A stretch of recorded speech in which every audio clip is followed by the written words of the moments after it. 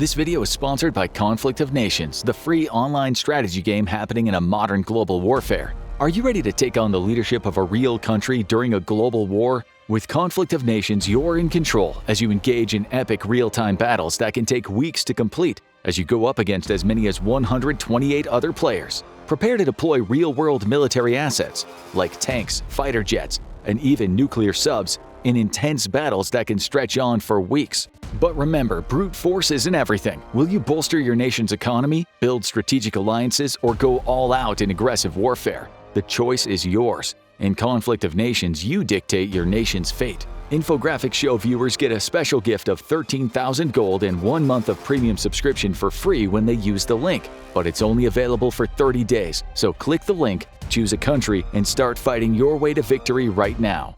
The U.S. Navy is the American military's away team. With the capability to project power across land, sea, and air domains with its forces, the U.S. Navy has become the most dominant maritime force since World War II. With almost 250 years of history, we had a hard time condensing this video to just 50 facts. With that said, here are 50 of the most incredible and insane facts about the U.S. Navy. 50. Though the Navy celebrated its founding in 1775, there's actually a 9-year gap where the United States did not have a Navy. In the aftermath of the American Revolution, there was a strong debate about both the place of a standing military and government expenses. With no current threats at sea, the Congress disbanded the Continental Navy in 1785. For the next 9 years, the young republic went without a navy in favor of having a small standing army to protect its frontiers. However, problems would soon flare up. In Europe, the French Revolution was taking hold of the country, quickly evolving into the French Revolutionary Wars. This conflict grew into the largest series of conflicts Europe had ever seen. With an insatiable appetite for power, the French military began drafting its citizens. However, this was not enough, and the French Navy, eager to have knowledgeable people in its ranks, began pressing or essentially kidnapping American merchant seamen for service in the French Navy. At that same time, the Barbary pirates were wreaking havoc in the Mediterranean. This group of wayward seafarers would kidnap anyone they could for ransom, or sell them into the North African slave trade. Americans not drafted into service in the French Navy faced the fate of being held for ransom by pirates. As a result, Congress officially brought back the Navy by ordering 6 new frigates to be built in 1794. 49. During the early years of America's Navy, most of its fighting strength did not come from commissioned warships. Most early sailors served on what were called privateers. In the age of the sail, privateers were civilian vessels given a letter of marque by the government. The letter is basically a warrant that allowed the captain and crew to pillage vessels of a particular nation. They could use lethal force to take it over, and the crew earned a salary by bringing the vessel or goods to port to sell it. During the American Revolution and the War of 1812, scores of privateers entered federal service. An estimated 1,600 privateers seized a confirmed 2,208 British vessels throughout the conflict. During the War of 1812, about 500 privateers were commissioned. These vessels captured about 1,200 confirmed vessels, but some estimates place those numbers as high as 2,000. 48. The American submersible Turtle carried out the first recorded submarine attack in naval history on the British in New York Harbor in 1776. The Turtle was an invention by a man named David Bushnell. The device was crewed by one man and was intended to pierce the hull of a warship with a giant screw. At the end of that screw was a mine that was essentially a giant powder keg. During the September 1776 attack, the pilot, Sergeant Ezra Lee, tried to place the mine on the British flagship's rudder, the HMS Eagle. However, he couldn't attach the mine, probably due to a steel plate on the rudder stock. With the British patrol coming to investigate him, he lit the fuse on the mine and made his escape. While the explosive charge drifted away down the East River and exploded with no casualties, the attempt is still significant, as it's the first time in recorded history a naval force used a submarine to attack a ship. 47. In 1804, the U.S. Navy led a raid to blow up one of its own captured ships that had fallen into enemy hands. During the Barbary Wars, the U.S. Navy was busy patrolling the Mediterranean, looking for pirates. The Navy also blockaded the primary pirate port of Tripoli. On October 31, 1803, while on routine patrol duties, the USS Philadelphia ran aground on an uncharted coral reef. Barbary pirates soon converged on the stricken warship and captured it along with her crew. Turning the vessel into an anchored gunboat, the U.S. Navy did not want to see one of its own vessels being used against them. Navy Lieutenant Stephen Decatur and his small boarding party were tasked with dealing with the problem. Under the ruse of being adrift and needing somewhere to moor to, the boarding party tricked the guards on the Philadelphia and quickly overpowered them. During the raid, the party killed several dozen pirates and suffered just one casualty. After recovering their casualty and patching up his wounds, the raiding party set up charges on the ship, blowing it up as they rowed back to safety. 46. In the days of the sail, there were no alarm clocks. Instead, one of the main ways sailors told time was through the use of bells. On the ship, the workday was divided into 4-hour periods. Each period was a standard watch. The watch would rotate every 4 hours. At the start of a new watch, one bell would be rung, and every 30 minutes another bell would be rung, so that at the end of each 4 hours, 8 bells would have been rung, signifying the end of the watch. The boatswain's mate of the watch would measure the time through a 30-minute hourglass. 45. Speaking of ringing bells, U.S. Navy ships still ring bells to this day. However, ringing 8 bells at noon requires the captain's permission. This is because of a famous mutiny on a British warship where the mutineers started their mutiny at noon after ringing 8 bells. The captain learned about the plot and told his first lieutenant that he would need permission to ring 8 bells at 12. He never gave permission. The mutineers were confused, and the plot did not succeed because 8 bells at noon were never rung. As a result, all Navy ships continue this tradition to this day. 44. One tactic that's been modified over time is the naval boarding party. During the days of sail, it was common to finish off an opponent by ramming him and sending a boarding party armed with cutlasses and pistols over to their ship to capture it. While the U.S. Navy does not ram other vessels, this tactic is still carried out through the visit, board, search, and seizure warfare area, where U.S. ships send small parties of trained boarders alongside to inspect and potentially seize suspect civilian vessels. 43. All commissioned U.S. warships are sovereign U.S. territory. Though they may be in a foreign country's port, the ship itself is sovereign territory. This means no one is allowed to board the ship without the express permission of the commanding officer, including that country's police or military personnel. 42. The Confederate Navy actually carried out the first successful submarine attack in U.S. Navy history against the Atlantic Blockading Squadron. During the Civil War, the U.S. Navy blockade of the South was destroying its economy. Eager to fight back against the North, the South invented the first ever submarine in U.S. military history. Unlike the submersible, the Turtle, the CSS Hunley had an 8-man crew and could carry a spar torpedo on a long pole attached to its bow.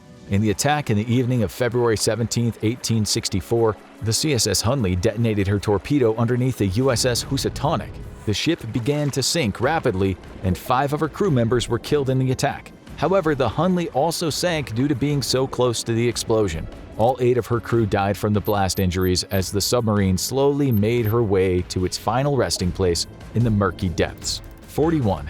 The U.S. Navy caused the end of wooden sailing ships. During the Civil War, both the North and South rushed to create ironclad ships. For the North, this ship was known as the USS Monitor. In the South, their vessel was called the CSS Virginia, rebuilt from the CSS Merrimack. The aftermath of the two going head-to-head during the Battle of Hampton Roads in 1862 caused foreign navies worldwide to halt production of wooden sailing ships and instead focus on building similar ironclad ships. 40. Discipline in the Navy has always been tough. In the old days, sailors could be flogged by their officers for even minor offenses. Using flogging as punishment was not outlawed until 1850. 39. Because of the Navy's history with flogging, the term for non-judicial punishment in the Navy is called the captain's mast. This is because in the old days, sailors were tied to the ship's main mast while the captain flogged them. 38.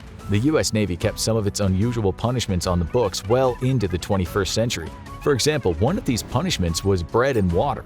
If a sailor was found guilty of minor offenses, like staying out past curfew, fighting, or underage drinking, the captain could sentence the sailor to up to 30 days of bread and water. In 1909, this was lessened to 7 days, and this was eventually lowered down to 3 days, and it was not until 2019 that the punishment was outlawed altogether. 37. The U.S. Navy has several unique ceremonies, one of which is the Crossing the Line ceremony. First started by the British, the U.S. Navy also adopted the ceremony. Whenever a ship crosses the equator, the ship's sailors who have crossed before, known as shellbacks, force all the others who have not to perform a series of embarrassing and funny acts.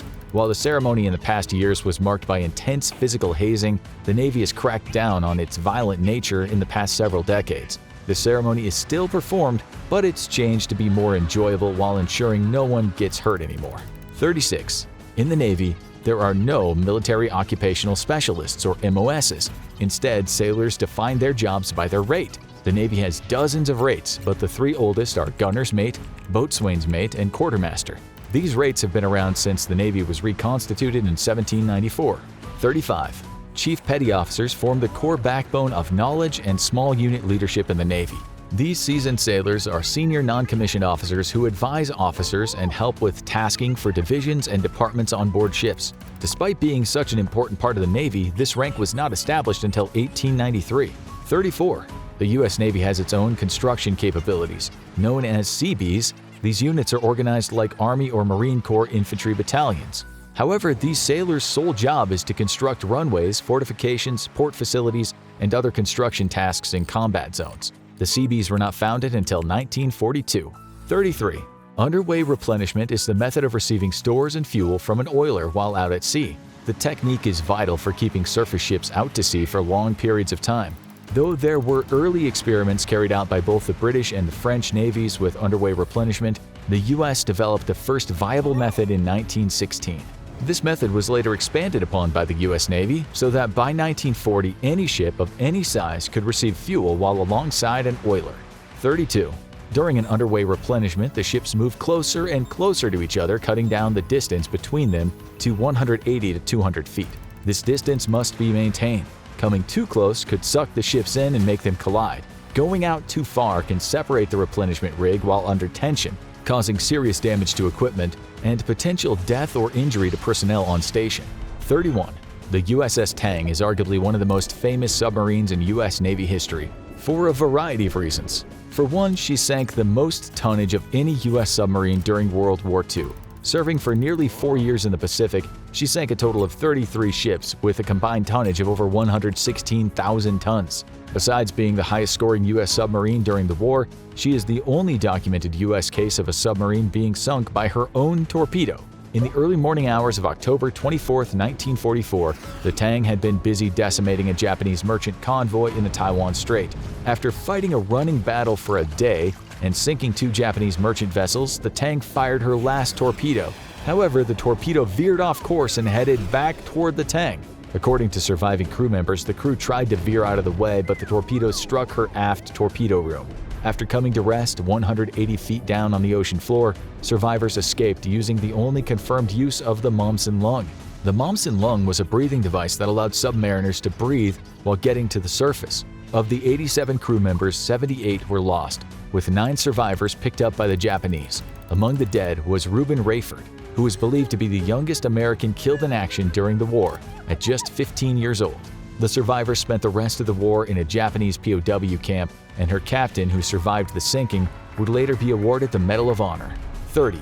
The United States decimated both Japan's navy and the merchant fleet during World War II.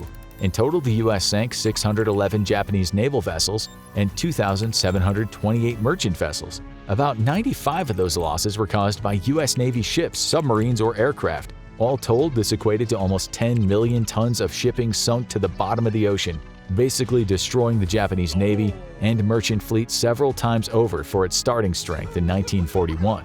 29. U.S. Navy submarines sank numerous warships during World War II and unsurprisingly killed thousands of people each time. The worst of these sinkings was the 1944 incident where the USS Sturgeon sunk the Japanese troop ship Toyama Maru. The Toyama Maru was carrying 6,000 soldiers of the 44th Independent Mixed Brigade. There were only 600 survivors, with 5,400 men going to the bottom of the ocean. 28. The USS England was a destroyer escort in World War II that still holds the world record for the number of submarines sunk by a single surface ship. During a 12-day period in May 1944, the small destroyer escort was part of a hunter-killer group meant to counter-ambush a large group of Japanese submarines that had been planning to ambush U.S. aircraft carriers north of the Admiralty Islands. After claiming her first submarine kill on a Japanese submarine trying to resupply Japanese Army troops on Bougainville Island, the USS England went north to help ambush a pack of Japanese submarines waiting to ambush the U.S. Navy. Over the next 7 days, the England destroyed 5 of the 7 Japanese submarines that had been lying in wait for a U.S. carrier. This feat has never been repeated in military history and probably never will. 27. It's hard to wrap our 21st century minds around just how big of a problem kamikaze pilots were for the U.S. Navy during World War II. During the war, the U.S. Navy lost 34 ships, had 368 others damaged, and approximately 4,900 sailors killed due to kamikaze attacks. The U.S. Navy endured 2,550 kamikaze attacks, of which 475 hit a ship.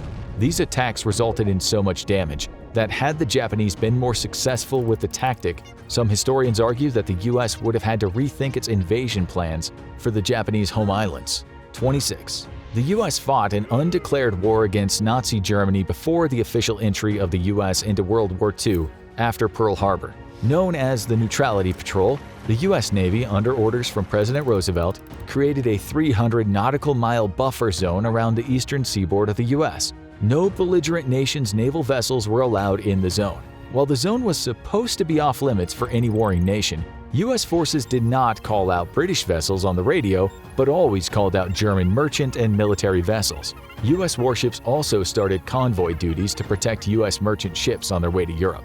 U.S. warships and German submarines engaged in combat numerous times, with at least 2 destroyers being sunk before the official declaration of war. British warships, with help from U.S. intelligence, intercepted numerous German U-boats along with German merchant vessels trying to flee back toward Europe. 25. In 1940, the U.S. Navy gave Great Britain 50 destroyers in exchange for rent-free overseas basing rights in Canada, the Caribbean, and South America in a deal known as the Destroyers for Bases deal. 24. The PQ-17 convoy was one of the worst blunders of the U.S. Navy during World War II that resulted in the single greatest loss of Allied merchant ships in history. In June 1942, a giant convoy of 37 merchant ships left the United Kingdom filled with Lend-Lease aid for the USSR. The Arctic convoy route was a popular option for getting aid to the Soviets. However, the port of Archangel was only accessible during late spring and summer before it froze over. The convoy that left the UK was covered by a huge force of ships under British command. A third of the ships were U.S. origin, totaling around 42 ships that included an aircraft carrier, 2 battleships, and 19 destroyers. Shortly after getting underway from Iceland, the Admiralty got word that a German battleship, Tirpitz, had gotten underway from Norway, along with a considerable chunk of the remaining German surface fleet. Sensing a danger to the convoy but also wanting to battle a large portion of the German Navy in a repeat of the 1916 Battle of Jutland, the British ordered the joint Anglo-American force west to intercept the German surface ships. This meant that the merchant vessels were left to their own devices, with U.S. Navy armed guard sailors manning the anti-aircraft guns on the merchant ships. While the giant screening force went westward for a battle that never happened, the convoy began to get attacked incessantly. Over the next 2 weeks, the convoy endured almost constant submarine and air attacks. Of the 35 merchants that set out on the convoy, German forces sank 24 of them. The aftermath of the convoy severely damaged U.S. and British naval relations. The U.S. withdrew its forces from the Arctic transport duties and sent them to the Pacific. Arctic convoys halted for several months until adequate naval forces could be accumulated for the next run to Russia. 23. During World War II, battle stars were awarded to U.S. ships for each battle or engagement they participated in. The ship with the most battle stars was the U.S. aircraft carrier, the USS Enterprise. She received 20 battle stars for service that saw her engaged in combat from Pearl Harbor all the way to the Battle of Okinawa. 22. The Battle of the Coral Sea was the first time in the U.S. Navy and world history that any Navy fought a battle without ships themselves firing at each other or even seeing one another. During the battle, the U.S. Navy was trying to check the advance of the Japanese across the southwestern Pacific. Over a period of 4 days, the American and Japanese fleets launched wave after wave of aircraft at one another. Despite closing in on each other during the battle, the two sides never got within 70 miles of one another. The battle resulted in a strategic American victory. 21. The only U.S. Navy warship to be honored in battle by the enemy was the USS Johnson during World War II. Throughout the infamous Battle of Samar, a small group of U.S. destroyers, including the USS Johnson, held off a Japanese force that was nearly 5 times larger than them, with numerous battleships and heavy cruisers compared to the much smaller destroyers. Of all the ships in that battle, the Johnson arguably distinguished themselves the most. Their fire damaged numerous Japanese ships and forced the entire attacking force to change course. When the Japanese finally sunk the Johnson, survivors remembered that one of the Japanese ships who helped sink her passed by the sinking vessel while the Japanese captain saluted them from the bridge. Overall, the collective defense of Taffy 3 that day, including the Johnson, is considered among the most epic last stands in world naval history. 20. The USS Bullhead was the last U.S. submarine lost during World War II. Commissioned at the end of 1944, She was conducting her third war patrol in the waters off Indonesia when a Japanese plane spotted her. After dropping several bombs, the plane later reported a huge oil slick and bubbles rising to the surface. Although we can't know for sure, the Bullhead was most likely lost the same day the atomic bomb fell on Hiroshima on August 6, 1945. 19. After World War II, the U.S. Navy conducted one of the largest mass movements of people in world history. Known as Operation Magic Carpet, the U.S. Navy was tasked with transporting around 8 million U.S. service members from abroad, almost 500,000 prisoners of war, and hundreds of thousands of fresh occupation troops. Within 6 weeks of the war in Europe ending, the first transports left the continent. After Japan surrendered, the U.S. Navy really kicked into gear its plans to convert warships into transports. Warships of all type were fitted with additional berthing accommodations where thousands of weary soldiers, Marines, and airmen could live and sleep as they made their way back home. At the operation's peak in December 1945, over 700,000 personnel were being returned home every month from the Pacific and 430,000 from Europe. In total, the operation moved around more than 6 million people. It concluded in September 1946. 18. The U.S. Navy pioneered the nuclear navy. Commissioned in 1954, the USS Nautilus was the world's first ever nuclear-powered submarine. 17. On May 24, 1939, the U.S. Navy performed the only recorded rescue of a sunken submarine. The day prior, the USS Squalus had gotten underway for sea trials. However, within minutes, she began flooding and was soon resting at the bottom of the sea, 240 feet beneath sea level. Using an experimental diving bell, the Navy managed to rescue the 33 survivors of the tragedy over 13 very stressful hours. But while the Squalus had a happy ending, other submarines and their crews did not. 16.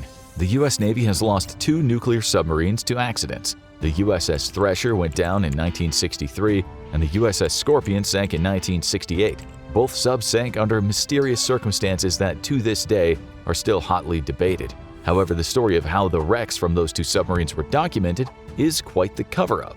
15. In 1985, Robert Ballard discovered the wreck of the Titanic. However, finding the wreck was just a cover story that happened to work out. Both the Scorpion and the Thresher went down in the North Atlantic. To justify the presence of large numbers of U.S. Navy vessels, the U.S. publicized the search for the Titanic using military assets. This was all part of an information campaign to trick the Russians into thinking the U.S. was not looking for its sunken submarines. Instead, the U.S. Navy hired Ballard to map the sites with his state-of-the-art technology. Once complete, they would fund the search for the Titanic as a cover story. But to everyone's surprise, Ballard and his team actually did end up finding the Titanic. However, this was not the only weird collaboration the Navy's undertaken with someone. 14. During World War II, the Navy was deathly afraid of foreign agents sabotaging the war effort. The Navy's fears were confirmed when a troop ship in New York Harbor erupted in flames under mysterious circumstances. Due to this, the Office of Naval Intelligence approached leading mobsters of New York's 5 families. They struck a deal with the gangsters where they'd keep an eye on the docks for suspicious persons and break up any strikes started by dock workers for concessions from the U.S. government. In addition to handling potential spies, the criminal underworld also provided useful intelligence by getting the Navy into contact with friends and relatives still in Italy and Sicily. In fact, contacts established through the mob directly resulted in actionable intelligence that provided maps of Sicilian harbors and pictures of the coastline in preparation for the Allied invasion of Sicily.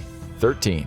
The U.S. Navy employed battleships in combat throughout the Persian Gulf War. After World War II, the U.S. Navy decommissioned a ton of ships and placed many into storage for future use. Among these were numerous Iowa-class battleships. During the Korean War, several of those behemoths were brought back into service and fought in Korean waters for several years. During the Vietnam War, the USS New Jersey was brought back into service for a year and saw one combat tour in the country.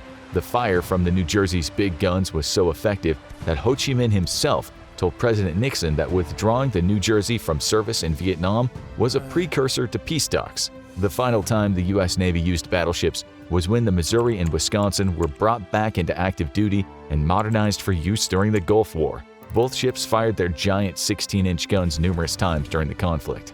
12. Up until 1993, female sailors were not allowed to serve on surface combat vessels. 11. Women started being allowed to enroll in the Naval Academy in 1976. The first graduating class had 81 women starting plebe summer in 1976, and 55 of them graduated in May 1980. 10. Admiral Samuel Gravely was a trailblazer for African Americans in the Navy. In 1961, he became the first African American to command a warship. 10 years later, he became the first African American to be appointed to the rank of Rear Admiral. He eventually retired as Vice Admiral. 9. When needing to use the bathroom on a Navy ship, one does not ask where's the bathroom. Instead, one asks where they can use the head.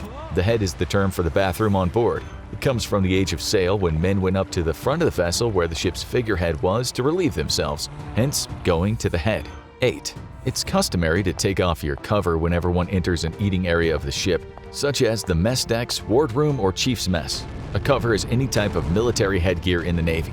Sailors do this to respect the dead, since in combat, these areas are turned into makeshift hospitals for the dead and dying. 7.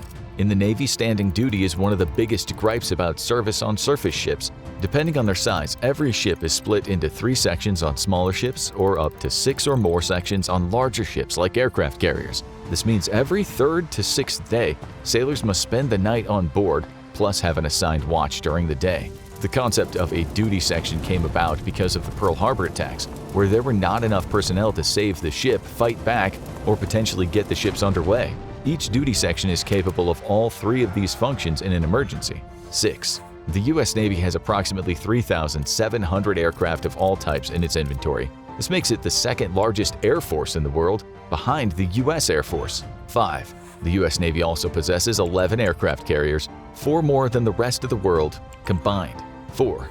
The U.S. at one point also possessed the largest fleet of nuclear-powered surface combatants. While it's common knowledge that the U.S. has operated nuclear-powered submarines for years, it's not as well known that the U.S. once had nuclear surface combat ships. From the 1960s through the end of the 1990s, the U.S. had 9 nuclear cruisers as part of its fleet. 3. According to recently released data about BUD/S graduates, the Navy aims to lose about 80% of each incoming class. This figure is accurate when considering people who get rolled from one class to a later one for medical reasons. 2. Feeding the personnel on ships as large as an aircraft carrier is no easy task. The roughly 5,000 to 6,000 sailors can consume anywhere from 400,000 to 1 million pounds of food every 7 to 10 days. 1. The last time the U.S. Navy sunk an enemy ship in a surface battle was on April 14, 1988. At the time, the Iranians had been heavily mining the Arabian Gulf and harassing merchant vessels. U.S. naval forces were deployed there for several years, protecting U.S. interests. Several vessels were damaged in combat, including the USS Samuel B. Roberts, which almost sank after hitting an Iranian mine.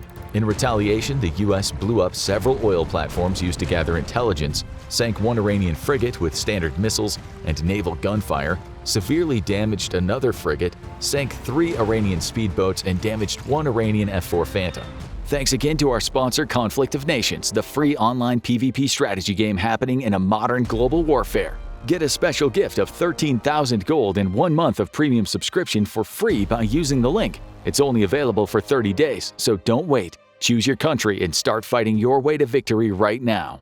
For more on the Navy and its legendary vessels, check out Incredible Reasons Why U.S. Navy Aircraft Carriers Are Almost Impossible to Sink, or watch this video instead.